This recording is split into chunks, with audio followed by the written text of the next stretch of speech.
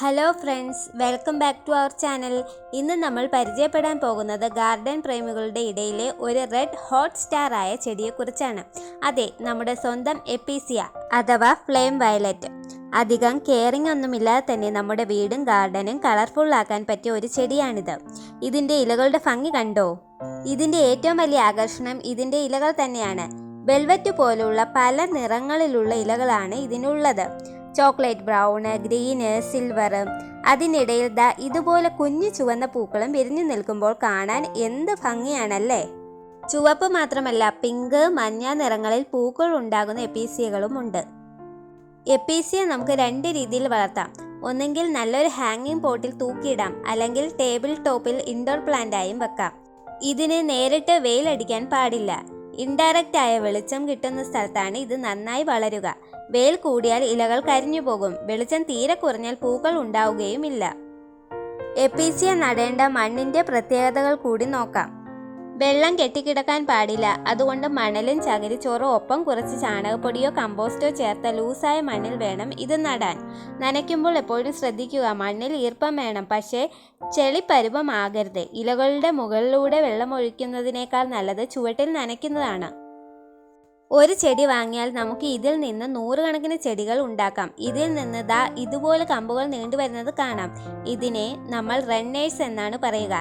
ഈ കുഞ്ഞു ചെടിയെ മുറിച്ച് വേറൊരു ചട്ടിയിലേക്ക് മാറ്റി നട്ടാൽ വളരെ പെട്ടെന്ന് തന്നെ അത് വേര് പിടിച്ച് വളർന്നോളും.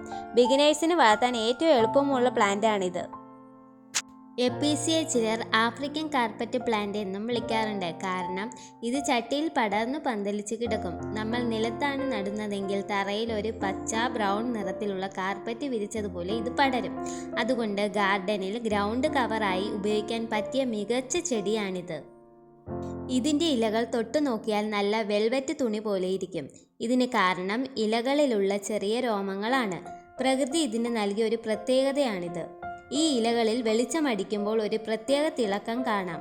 അതുകൊണ്ട് പൂക്കളില്ലെങ്കിലും ഈ ചെടി കാണാൻ നല്ല ഭംഗിയാണ്. എപ്പീസിയ നനയ്ക്കുമ്പോൾ ഒരു പ്രധാന കാര്യം ശ്രദ്ധിക്കണം. ഇതിൻ്റെ ഇലകളിൽ എപ്പോഴും വെള്ളം കെട്ടി നിന്നാൽ ഇലകൾ ചീഞ്ഞു പോകാൻ സാധ്യതയുണ്ട്. അതുകൊണ്ട് ബോട്ടം വാട്ടറിംഗ് രീതി ചെയ്യുന്നതാണ് ഏറ്റവും ഉത്തമം. അതായത് ചട്ടിയുടെ അടിയിലെ തുളയിലൂടെ വെള്ളം വലിച്ചെടുക്കാൻ പാകത്തിന് ഒരു ട്രേയിൽ വെള്ളം വെച്ച് അതിലേക്ക് ചട്ടി ഇറക്കി വെക്കുന്ന രീതി. അല്ലെങ്കിൽ ഒരു വാട്ടറിംഗ് ക്യാൻ ഉപയോഗിച്ച് ഇലകൾക്കിടയിലൂടെ ചുവട്ടിലേക്ക് മാത്രം വെള്ളമൊഴിക്കുക. നമ്മുടെ കേരളത്തിലെ കാലാവസ്ഥ എപ്പീസിയയ്ക്ക് വളരെ ഇഷ്ടമാണ്.